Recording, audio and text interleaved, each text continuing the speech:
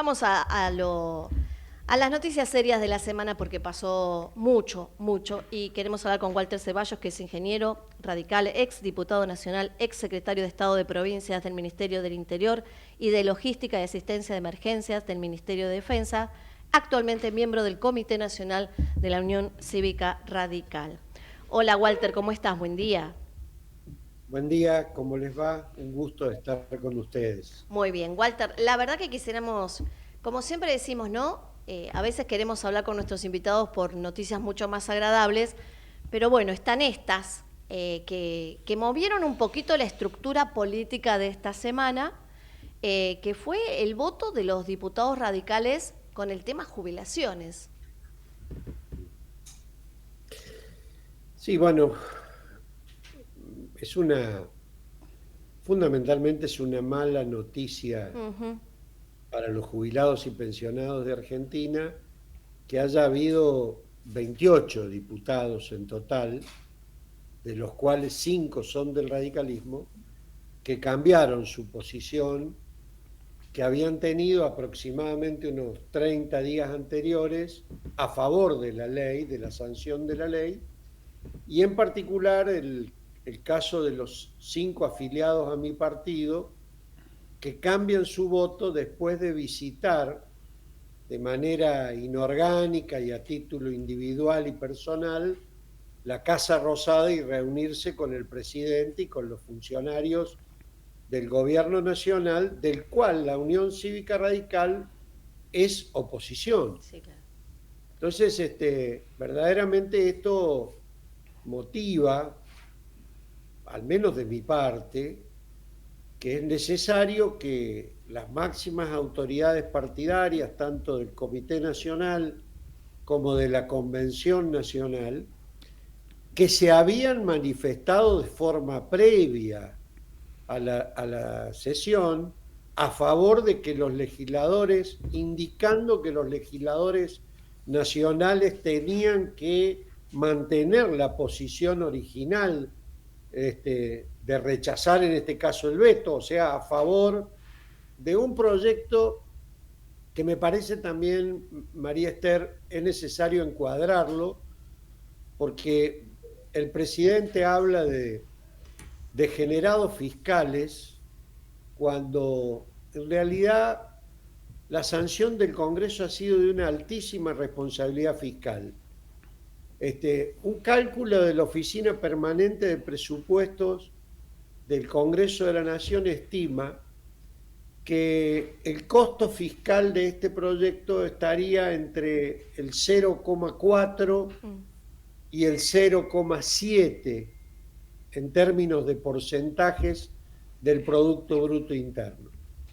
Y, y la recomposición, recordémoslo, es 8% con respecto a marzo del año 2024 y después un cambio en la fórmula de actualización vigente que el gobierno la modificó por un decreto de necesidad y urgencia y la ató prácticamente exclusivamente al índice de precios, y esta modificación del Congreso plantea que además del índice de precios hacia el futuro, tiene que considerarse el índice de actualización de los salarios registrados que mide el RIPTE. Una actualización que hubiera permitido solamente que los jubilados y pensionados se pusieran a la par de lo que ya perdieron, no que subieran por encima del poder adquisitivo que tenían a diciembre del 23. Y bueno, eso me parece claramente un desvío de conducta Ujú. de un legislador del radicalismo. Yo he tenido la oportunidad de ser legislador radical. Perdón, Walter, me tocó. Hola, ¿me sí, escuchás? te escucho bárbaro. Walter, a ver, a todos los que estamos del otro lado y vimos esa foto, nos hizo mucho ruido esa foto, nos hizo mucho ruido el cambio. Por supuesto, visitaron todos los programas políticos que había en la televisión, Pero igual no nos alcanzaban esas excusas, porque no lo pensaron antes. Y además era necesaria una foto en la Casa de Gobierno para dar vuelta a su voto. Eh, Nada, hacía mucho ruido eso. Realmente hacía mucho ruido. Yo creo que es claramente un desvío de conducta ética. Ujú. Hay quienes dicen que no existe más la ética en la política. Yo creo que la política sin ética es No, claro, tranza. sí, claro, claro, claro. ¿Está Walter, claro? te pregunto, había 5 que dieron vuelta a su voto y hubo 2 que se iban a abstener, pero después no aparecieron en la votación. Bueno, que en total son, yo solicité que el Comité Nacional y la Convención Mm, hagan una evaluación de la conducta ético-partidaria de 5 que cambiaron su ujú. voto. Ahora me entero que uno de esos 5 no es afiliado radical, pero estaba integrando el bloque Sí, radical, así reemplaza a un diputado radical que que se fue a... Vallejo, que Claro, sí era claro. afiliado radical y que Pero en realidad es la asumió banca de Vallejo, que es la banca del radicalismo. el radicalismo de la provincia de Corrientes. Y después tenemos la abstención, que fue fundada, pero después se ausentó, de Roxana Reyes, Mm, diputada nacional por Santa Cruz. La, lo que iba a ser abstención y después fue no voto, que se ausentó también del diputado Cipollini del Chaco. mm, Y también me parece que hay que revisar la conducta del diputado Galimberti de Entre Ríos, que horas antes de la sesión de tratamiento del veto aceptó un cargo del gobierno nacional en el ente de Salto Grande, mm. binacional de Salto Grande, como director del ente y de un gobierno nacional que, repito, la Unión Cívica Radical es oposición. Y entonces Y ahí, no es, Walter, perdón la interrupción, pero me meto con otro personaje que anda dando vueltas que también se va a pedir, ya que está este pedido de varios, de Luis Petri. bueno, lo de Luis Petri, yo creo que debería haber sido excluido de las filas directamente, porque nosotros tenemos 2 documentos liminares, María Esther. Mm, Primero, la profesión de fe doctrinaria, mm, que viene de la Convención de Avellaneda, que fue revisada a principios de los 2000, que ha sido adecuada a los tiempos y a la época. Después tenemos la Carta de Ética del partido, a la que nosotros nos comprometemos a cumplir cuando ocupamos cualquier cargo público en representación del radicalismo. Y después tenemos la Carta Orgánica Nacional, que establece que los legisladores nacionales que representen al radicalismo han firmado previo a su asunción un compromiso de cumplir y hacer cumplir los preceptos ideológicos, ético-políticos y ético-morales que prevén estos 2 documentos. Entonces yo lo que estoy pidiendo es que se les pida explicaciones a los ujú. legisladores de este comportamiento, preventivamente en el caso de los 5 que votaron en contra y visitaron la Casa Rosada. Creo que hay que suspender la afiliación hasta que se pronuncie el Tribunal Ahora, de ¿y Ética del qué partido. pasa con las bancas? Porque volvemos a eso de la banca de quién es. ¿Qué pasa con esas Bueno, bancas? la Carta Orgánica dice que si un legislador decide incumplir, se ha comprometido a devolverle la banca al partido. Bien, ok. Eh, Eso dependerá de lo que le quede o no de ética según lo que Mm, actúe el Comité Nacional y la Convención Nacional. entendí, entendí. Pero mire, a mí me tocó vivir situaciones muy tensas, a mí me tocó vivir el debate del Pacto de Olivos en el bloque de diputados nacionales.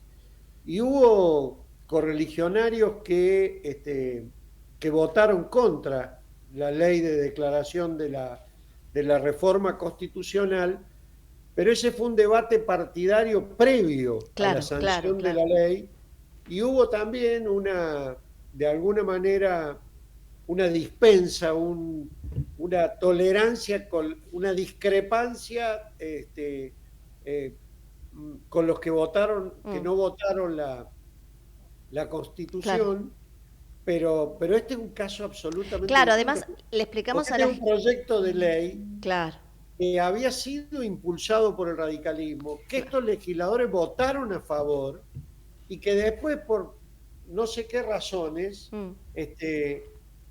y después de reunirse, como digo, con un gobierno del que nosotros somos oposición, el pueblo nos puso como oposición para controlar al gobierno, no para acompañar al gobierno. claro. Y Además, aquellas cosas que nosotros hemos decidido como bloque, como ahí está, partido, ahí está. acompañar lo hemos hecho de manera Claro. explícita.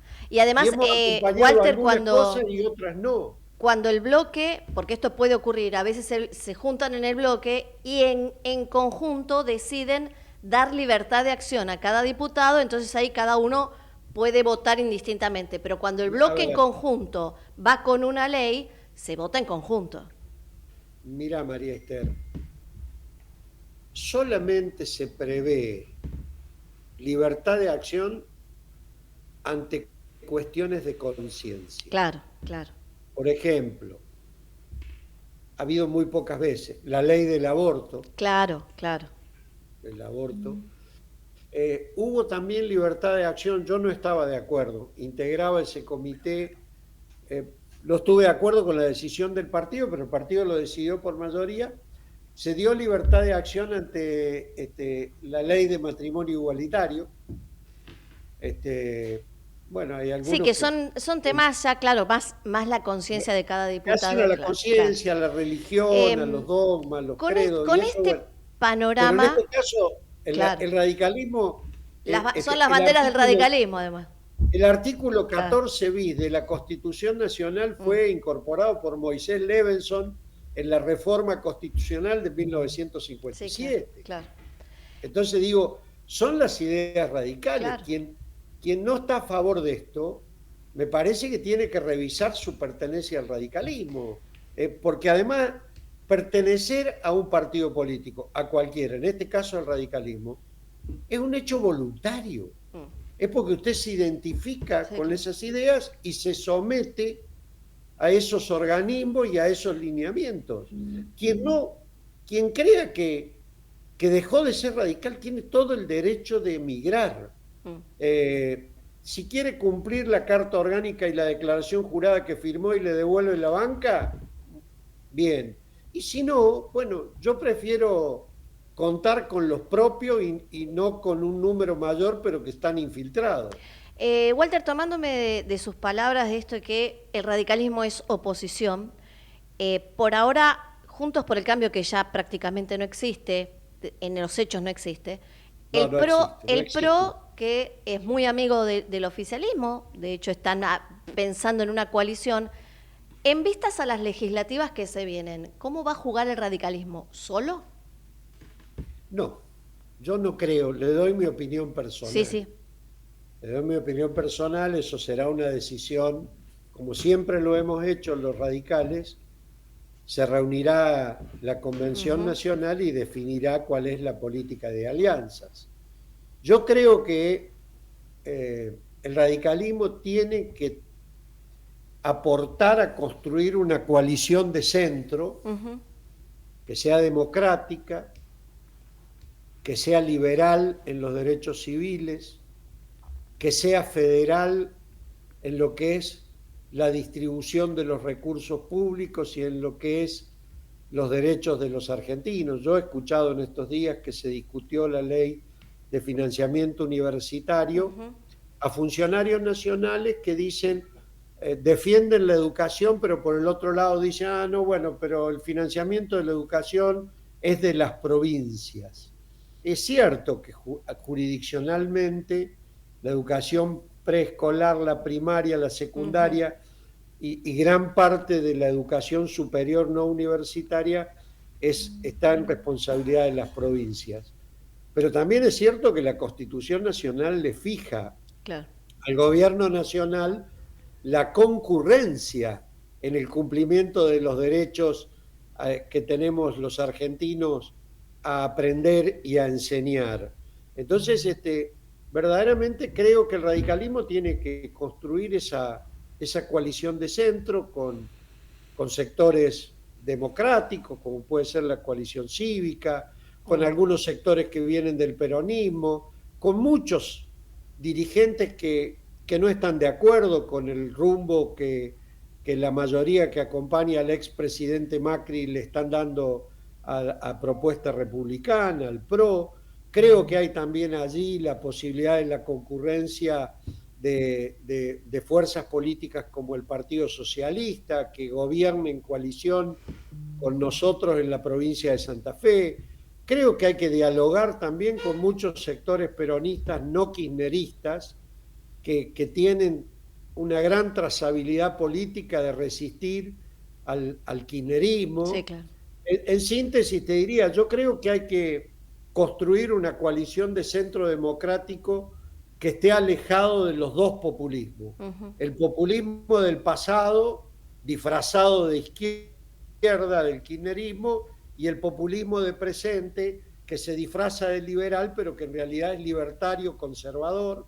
Y bueno, me parece que ese es nuestro rol en la política argentina, y hay que construir una propuesta que recupere diálogos, que recupere tolerancia, que recupere respeto, que recupere disensos, disensos y acuerdos, Claro.